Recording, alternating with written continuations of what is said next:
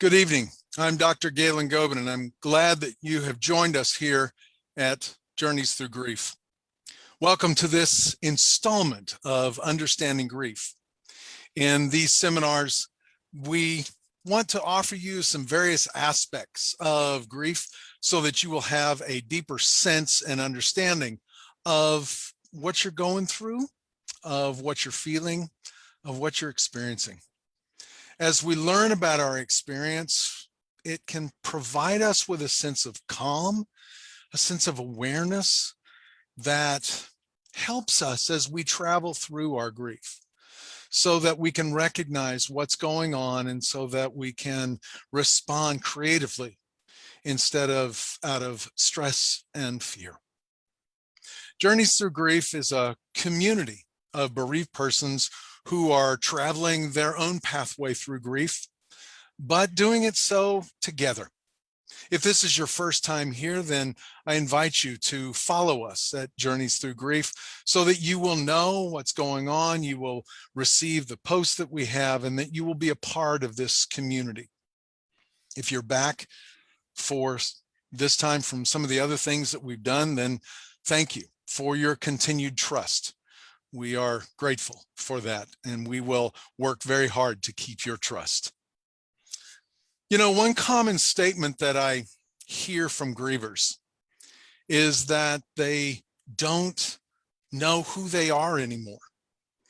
The loss of that relationship seems to have hit the delete button, if you will, on a bit of their self-understanding. They're not quite sure who they are in this world now, and it feels a little strange. Our person dies, and it's as if they take a piece of us with them. And it's hard to find that again. It's hard to fill that slot, to come to understand who we are now without them. It's a weird place to be, and a place that we have to familiarize ourselves with and learn this new identity. And that's something that we do little by little, day by day. It's kind of like trying on a coat or something. We try it on and see how it feels. And some of those things do, and some of those things don't feel so good. And we just work our way through it. I'm so grateful this evening to introduce you to Larry Davis and to have Larry with us tonight. Larry is the vice president of Forest Lawn in the Coachella Valley. And Larry's also recently widowed. His wife, Linda, died last fall. He's going to share some of his experience, and I trust that as you listen to what he has to say and hear the interaction that we have, that you will hear some familiar things on your journey. Won't be the same, not expected to be. Yours is different from his. But you'll hear some, what I might call echoes of his story in your own. And we hope and trust that you will find that helpful this evening. So join with us here. If you've got any comments, any questions, please share it in the comment box, and we will try to get to as many of them as we can here this evening. So thank you, Larry, for joining us. I would ask, can you give us a bit about what you went through this last year as you cared for Linda? Thank you, Galen. It's an honor to be with you, as always. We're longtime friends, and it's been a difficult year. Linda died November 12th, 2021 of a long-term illness, nothing to do with COVID, but had been at home for some time, and I worked at home and cared for her. And part of my uniqueness maybe is that I have, this is my 49th year in the funeral profession. So I've walked with many, many people through their loss. And I've had my own loss with brothers and sisters and parents and grandparents. But this was the first loss of my wife, who we were married just short of 50 years, 2 months short. And it was a very difficult transition time for the months at home. The last 5 weeks were very difficult. But as now we're entering into the 9th month of her being gone, which is hard to believe. Wow, yeah. I'm feeling still a lot of loneliness and sadness. but I'm also feeling a little more hopeful and a little less sad at times. So those are good things, I think. Yeah, And I think you have to work at it. You can't be passive at this. sure. Sure. Talk a little bit about that for a moment, if you would, working at it. What do you mean? Well, I've experienced the loss of others, family members, and certainly witnessed the loss of people that have lost wives or husbands. And I would never say to anyone, I know exactly how you're feeling, because we never know how someone's feeling, Mm-mm. because we don't feel anything the same way anyone else does. So as I went through my journey, one thing I know from my book knowledge and being around you and others is that it's not an easy path. I've seen it from the outside point of view, and now I'm living it. And so the path is not easy. And if you don't do some work, meaning you have to get up every morning, you have to brush your teeth, you have to get up and go to work if that's what you Right. have to do. And some days you don't feel like you can do that. And some days you don't do that maybe. But part of it is working at that, just working at the day to day. And life changed for me so completely because I was married at 19. I went from living with my parents to living with Linda, and I Wow. never lived alone. I have a 47-year-old son who's been out of our home since I was 41. And Linda and I said goodbye. He went to college and he's never come home to live, which is sometimes good. Yeah. but so now I'm all by myself. He knows what living alone is because he's still a single guy. Mm-hmm. But now it's like, it's different because Linda's not there in the evening. I often want to tell her something, or I've traveled a little bit. A couple of weeks ago, I went to Arizona to see my sister. And when I got there, I thought I have to call Linda and tell her I've arrived safely, because that's what I always would do if she Yeah. wasn't traveling with me. So there's adjustments, little ones, big ones. But I think consciously reminding yourself of the love and the memory, and my faith has a lot to do with it. But I think working a plan too, and reading things. I've read some good books. I've read some devotionals, and certainly your friendship, my pastor's friendship, and people at church, and people at work. People at, work for Forest Lawn. They're a wonderful organization, and the teamwork that has helped me through this has been incredible, and you've been a very big part of that. So I'm happy to be part of this and share anything that might help someone else. Thank you, Larry. One of the things I think that's really important that you brought up is the scope of this experience. I mean, you've talked about work, you've talked about your family life, you've talked about your, some of the personal things and all. And it really does. I mean, a death like this really does impact every single place in your life. Yes, it does. You are no longer a couple. You are single. Yeah. When you go out, you get a table. If you're by yourself, you get a table for one. Now, our son Doug is kind of used to that because he's single and has a lot of friends, and he goes out with friends. I'm not to a point where I'm wanting to be with lots of people, meaning going out with groups of people. Plus the pandemic, we're still coming out of that. So that's not been easy. I do go out. I go to lunch with friends and work coworkers. But I had an experience. I'm not going to share in April, I took my first solo trip. Right. Yeah. Go ahead. I went to one of our favorite places, Linda's and mine, was Tenaya Lodge, just at the entrance of Yosemite in Fish Camp.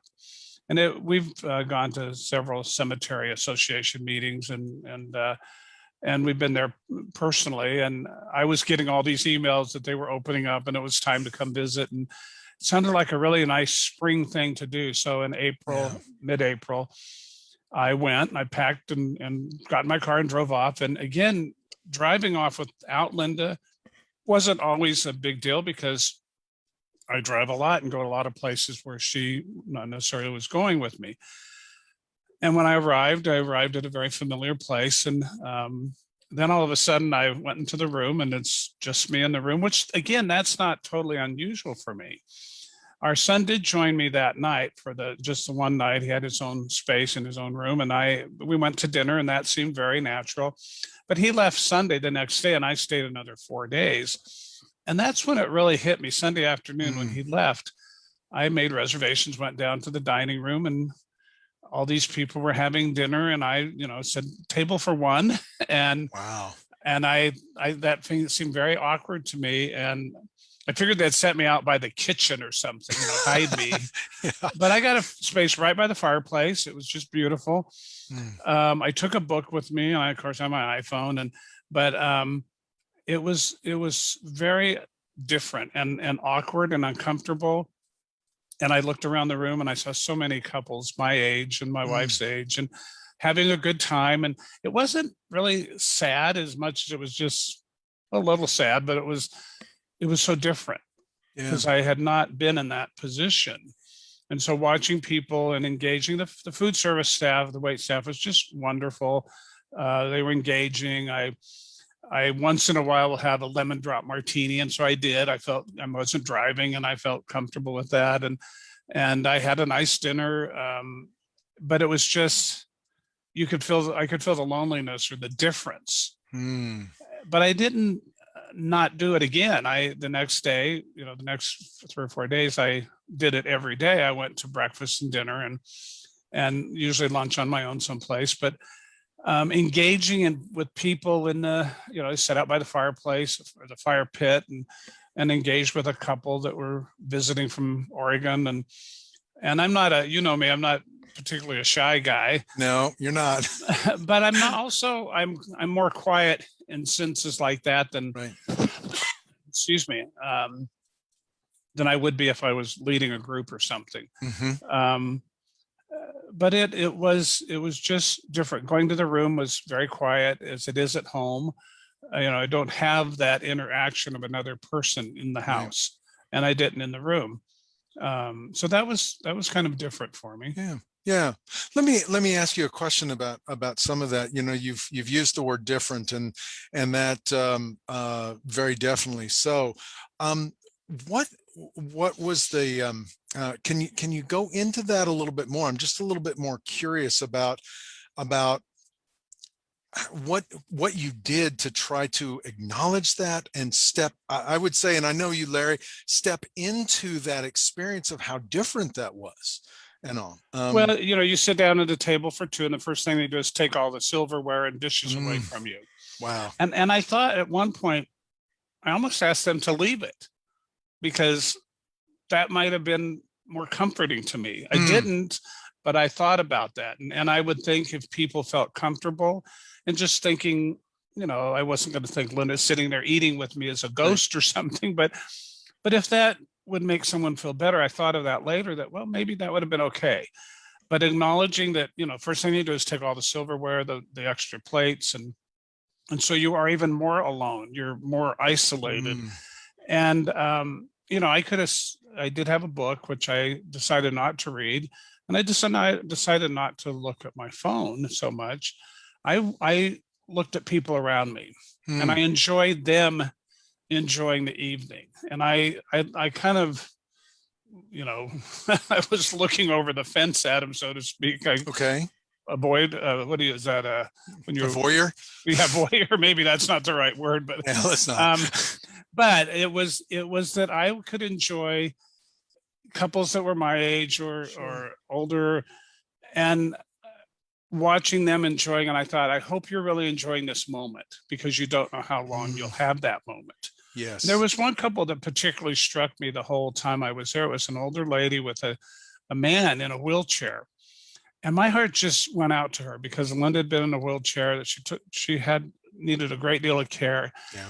And I look at that so totally different. I do with your son and with others that, that's out there, but when you experience it, it becomes a different thing. And so those are some of the differences that I think you're tuned in better, that when you see people and and I'd love to watch people laugh. I really do. It's like, you don't know what they're laughing at, but you can make up stories, and I sitting there watching the people, like, I wonder what they do, where do they live? And you can make up anything because you don't know them and you're probably not going to find out their story. But it was more engaging than just sitting there and looking at my food and eating and not not Sure. having any sense of what was around me. Sure. So you're finding a distraction in that in some way. That's kind of what I hear, instead of being caught into the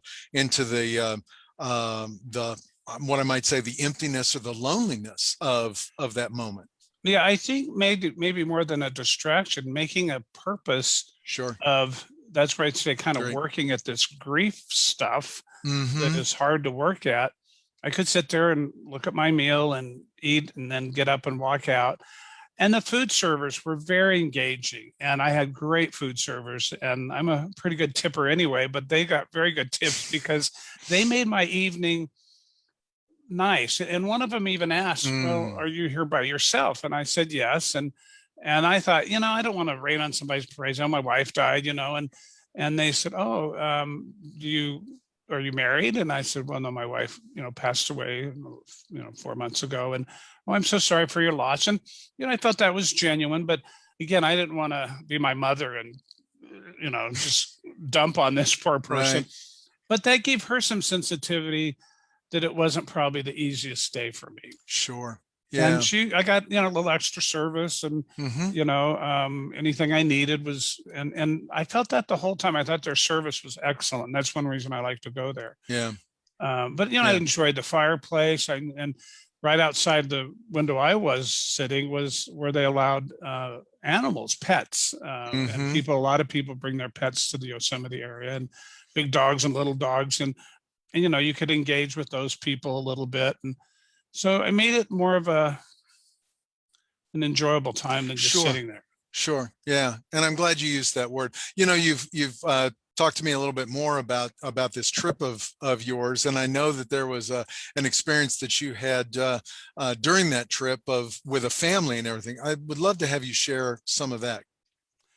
Well, one of the days I decided to take their tour of Yosemite. Linda and I've been to Yosemite many times. When my son was up for that one day, we drove into Yosemite, but I thought, I haven't taken a bus trip. And this was no bus. This was a Mercedes Sprinter van that the whole ceiling and walls collapsed into it.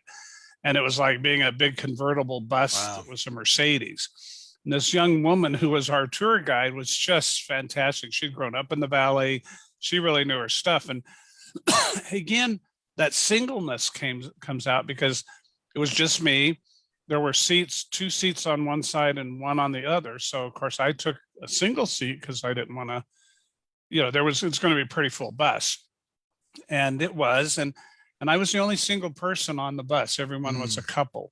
And there was a family in front of me, a husband and wife who would be in their maybe 60s, early 60s, and two sons, and one of the sons' girlfriend. And they were Asian, Hispanic. The wife was Asian, the husband was Hispanic. And they were just enjoying themselves when they got on the bus and having fun. And as we got off at all these different places, Bridal Veil Falls, you get out and everybody's standing there taking pictures. And even when there were five of them, no, six of them, five of them, somebody's not in the picture. Sure. So we were standing there and I said, may I take a picture for you? And they said, well, sure, thank you. And then they said, they obviously could say I was by myself. Could we take one of you? And I said, well, sure. So we did that, as I did with other people on the bus. Again, I was engaging, helping people in and out, just being me as I normally would be, and enjoying the trip. The real change, we had stopped for lunch, and we all had a bag lunch, and we were told to go to this outdoor cafe. It had restrooms. It was part of the village, but we were comfortable. We were allowed to eat our lunch that we brought with us. Are we going to get some more food or whatever? So this couple of five, I'd walked with them towards the restaurant and outdoor, and I needed to use a restroom. And so I set my bag lunch in my little backpack. I said, do you mind if I leave this here? I'm going to run into the restroom. And they said, absolutely. So I went in, came out, and picked up my backpack and my lunch, and I was going to go find a place by myself. They said, where are you going? I said, well, I don't want to, this is your family time. I don't want to interrupt. Well, join us. We would love to meet you and know a little more about you. And of course, when you do that, then, I asked the two boys, and they were both, one from USC and one from, I think, Cal State Fullerton. And one was in love. The young lady was very attractive, and she was in love, and the parents were so proud. And then they said, well, are you single? Or have you been married? And of course, then the story comes out a little bit more. And it was really, we stayed and had lunch together, and really shared a little bit of my story. And it was good. It's one of the first times that I had really shared, and I wasn't overly emotional. I didn't, boohoo the whole thing through, but I was able to really engage with them. And again, I think that's where you make some choices. I could have easily said, and they could have easily said, oh yeah, take your lunch and go. They weren't that kind of people. And that was really, that helped me, because I really needed to be with someone. I didn't need to go sit by myself on a log and eat lunch.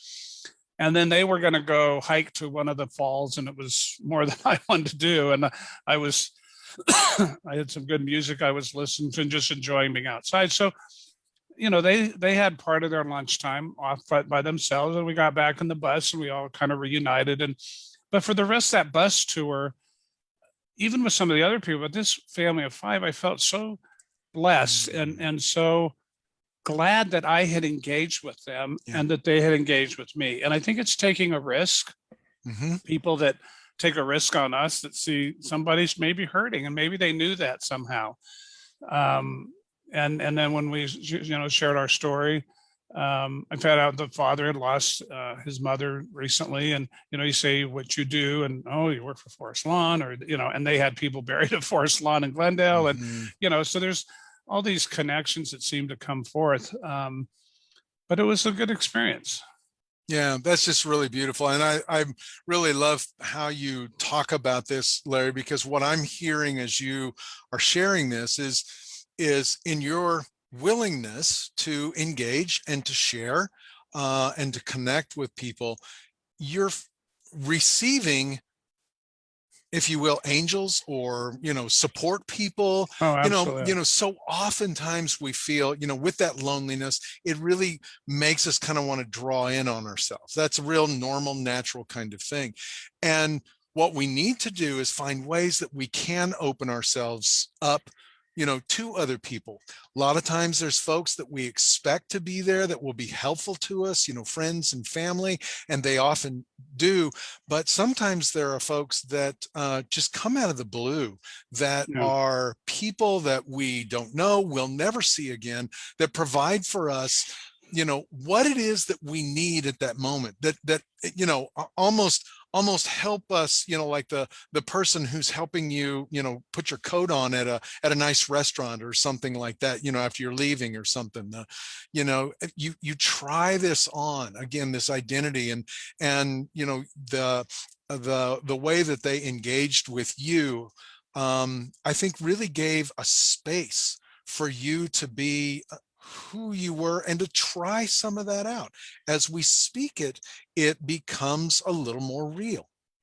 And what was interesting is when we were getting on the bus, I'm always early to everything. I think you know that. Yes, I do. I'm an hour to anything early. And so I was the first one at the bus. And when they started giving us our lunch and we got on, I took again a window seat, single seat. And as people were getting on, you judge people and you think they're judging you, and you look and they go, well, they don't look very friendly, or they're ignoring me, or I feel lonely, or I feel very single. I mean, it's just weird what your mind can put you through in just seconds. And so by the time the bus was loaded, I was ready to get off and say, none of these people are going to be very friendly, or it's going to be a horrible day. But we got going, and the bus driver and the tour guide, she was so entertained. Our first stop, we all got off, and there was that little bit of a standoff feeling. And again, I was picking out the ones that weren't going to be very friendly. But by the time we got after the first walk around and back to the bus, everybody was, oh, can I take your picture for you? Or can I help you with this? Or like you say, help them on the bus or help them off their coat. And by the end of we were together from 9 till 4:30 in the afternoon. We were all shaking hands and hugging people, and we still had masks on and those things in those days. But it turned out to be a really special day Yeah. because I think because I engaged, but two, as you say, these angels that are out there, and I just really believe God puts people in our path. We just have to be aware that they're there. Yeah. We have to be, and that's, I think, some of the work. We can get buried in our grief and we can be so sad. And some deaths are, and I've seen a lot, and some are so tragic because of the circumstances and the age and the suddenness. You know, Linda it was a birth defect that she had since we were 18, and we knew it certainly could take her life at any time, but we had, again, almost 50 years together, and we had our son, and we had some really good times. So there's all that to celebrate and all that to be thankful for. And while I missed that and had hoped for more time, but don't we all? Sure. You know, Yeah. it's never quite enough. But there's still things to do, and I'm learning how I can do things by myself or with other friends and not feel so awkward about it. Yeah. Yeah. Do you still find yourself, and you said that was last April, and it's been about 9 months, and you were talking about feeling, a little bit better through this and everything. You still find moments and times where, you get overwhelmed, or the feelings, or one of, some of the experiences well up in you, and, Yeah, I hate dog commercials. I hate Hallmark commercials. I watched some of the Olympics the other night, and it wasn't the flag thing. It was just it was not just, it was a skateboarding thing, which is fun and exciting. And I got teared up over it. I don't know why. Nothing to do with Linda, nothing to do with, and I'm sitting there going, what the heck's wrong with you? It's skateboarding. These guys are, they might fall and break their neck, but they're having a great time, and they were very competitive. So something every once in a while just clicks, and it's like, okay, I don't boohoo a big deal. I kind of acknowledge it and move on. But yeah, there's the nights and the weekends when I'm home alone are the most difficult. And I can't tell you how many times I think I need to tell Linda this or tell her that. And she'd be so interested in this program, and so there's those times you think, boy, I wish I could tell her that. And many people feel you can talk to your loved one, or you can communicate in such ways. And I'm not sure where I'm at on that, other than I know she's with me in spirit. I believe that. I know that her faith was so strong, and I certainly have a belief in heaven and God, and so those things are very comforting to me. I think helping people still, I'm working still. I could certainly be retired by now, but I enjoy my work, and I enjoy helping people, and I have a renewed understanding, maybe, or maybe not understanding, sensitivity, certainly a commitment to making. I mean, we always make everything right the best we can. I think we do a very good job of that. And but yet, doing the extra little things, that why can't we do that for this family? They ask for something, and well, just go get it and let's do it. And you can't do that with everything in every situation, but I think that being more sensitive and why are they asking for that? Why is that upsetting them? I had a family that there was an error on the death certificate, and she wouldn't mind me sharing this. In fact, she wants me to reach out and see what we can do, but it got checked that he was not a veteran, and her father was a veteran. And of everything that happened, the service was good. There's many things that went on. The fact that we made, and it was a clerical mistake, and it wasn't just a mistake, it was a huge mistake for her, because she looked at this death certificate and it said her father was not a veteran.